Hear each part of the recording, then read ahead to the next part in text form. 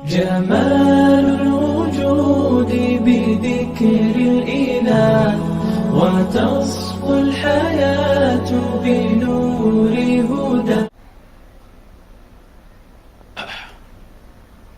اگلی بات سنیے.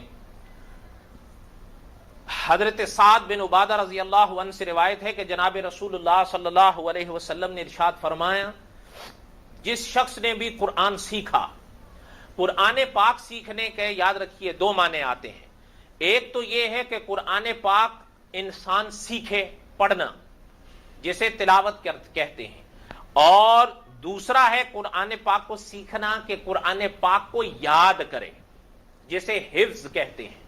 دونوں صورتیں ہیں نا. ایک شخص وہ ہوتا ہے جو قرآن پاک کو دیکھ کر پڑھ سکتا ہے، اسے کیا کہتے ہیں عام طور پر؟ تلاوت. ایسا ہی ہوتا ہے نا، پڑھنے کو تو تلاوت کہتے ہیں، لیکن ہمارے ہاں جو دیکھ کے پڑھا جاتا ہے اس کو کہا جاتا ہے بھائی یہ دیکھ کر تلاوت کر رہا ہے. ایک تو یہ ہے کہ قرآن پاک کو اس نے سیکھا ہے، سیکھے گا نہیں تو دیکھ کر پڑھے گا کیسے. اور دوسرا سیکھنا کلام پاک کا یہ ہے کہ پورے قرآن کو حفظ کر لے. بات سمجھ میں آ رہی ہے؟ اب سنیے اس حدیث کو. یہ وضاحت اس لیے کی ہے تاکہ اس لفظ کی بات ذہن نشین ہو جائے آگے. حضرت سعد رضی اللہ تعالیٰ عنہ سے روایت ہے کہ جناب رسول اللہ صلی اللہ علیہ وسلم نے یہ ارشاد فرمایا، جس شخص نے بھی قرآن سیکھا، پڑھا یا یاد کیا. دونوں صورتیں آ گئیں، پڑھا یا یاد کیا. اچھا، جو دونوں طرح کے لوگ اس دنیا میں آپ کو نظر آئیں گے کہ کچھ لوگ ایسے ہوتے ہیں کہ انہوں نے قرآن پاک سرے سے پڑھا ہی نہیں ہوتا، وہ پڑھ ہی نہیں سکتے. پڑھا نہیں ہے تو کیسے آئے گا؟ ماں کے پیٹ سے تو کوئی سیکھ کر نہیں آتا. جب وہ پڑھا ہی نہیں ہے تو دیکھ کر بھی وہ نہیں پڑھ سکتا. اچھا، دوسرے یہ ہوتے ہیں کہ وہ دیکھ کر پڑھنا سیکھتے ہیں لیکن بعد میں چھوڑ دیتے ہیں. جب چھوڑ دیتے ہیں قرآن پاک بھول جاتا ہے. چاہے حفظ تو اپنے مقام پر رہا، وہ دیکھ کر بھی پڑھ نہیں سکتے. کیوں؟ محنت نہیں کی، ختم. ہماری نظروں میں ہیں ایسے لوگ کہ وہ پہلے قرآن پاک پڑھ سکتے تھے، انہوں نے پڑھا لیکن پھر بھول گئے.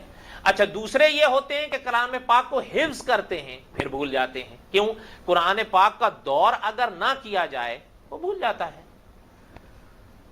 حضرت سعد رضی اللہ تعالیٰ عنہ سے روایت ہے کہ جناب رسول اللہ صلی اللہ علیہ وسلم نے ارشاد فرمایا، جس شخص نے بھی قرآن سیکھا، دونوں صورتیں آ گئیں، پھر اس کو بھول گیا. کس کو؟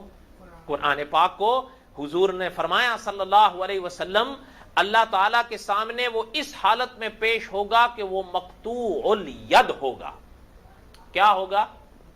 مقطوع الید ہوگا. اس لفظ کا معنی سنیے. حضرت لکھتے ہیں اس کی شرح میں کہ اجزم جو حدیث شریف میں لفظ آ رہا ہے اس کا معنی مقطوع الید آتا ہے، اور مقطوع الید اس کو کہتے ہیں جس کا ہاتھ کٹا ہوا ہو. کس کو کہتے ہیں؟ جس کا ہاتھ کٹا ہوا ہو. اور قاضی ایاز رحمت اللہ علیہ فرماتے ہیں کہ اس کے یہ معنی بھی آتے ہیں کہ اس کے دونوں ہاتھ جھڑے ہوئے ہوں گے. اور بعض حضرات اس کا معنی کوڑی کرتے ہیں کیونکہ جزام اسی لفظ سے ہے. اس کا یہ بھی معنی ہو سکتا ہے کہ اس کے پاس اس گناہ سے نکلنے کی کوئی دلیل، کوئی ثبوت، کوئی حجت نہیں ہوگی کہ میں قرآن کو کیوں بھولا ہوں.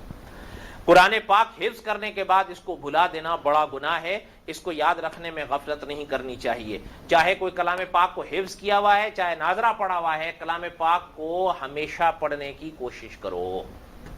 ٹھیک ہے؟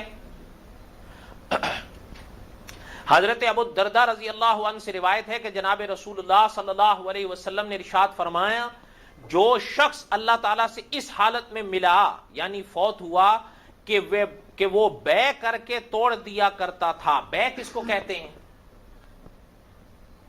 آپ کی آسانی کے لیے یوں سمجھیں تجارت. جیسے آپ میں ایک چیز بیچنا چاہتا ہوں، آپ سے میں ایک معاملہ کرتا ہوں، ٹھیک ہے، معاملہ کر لیتا ہوں اور پھر خواہ اس کو توڑ دیتا ہوں کہ نہیں یار مجھے نہیں کرنا ہے. اور اگر اس کی اس حرکت سے کہ جس سے لوگوں کو تکلیف اور نقصان ہوتا ہو تو وہ اللہ تعالیٰ کو اس حالت میں ملے گا قیامت کے میدان میں کہ اس کے دونوں ہاتھ جھڑے ہوئے ہوں گے. یہ اس کی سزا ہوگی.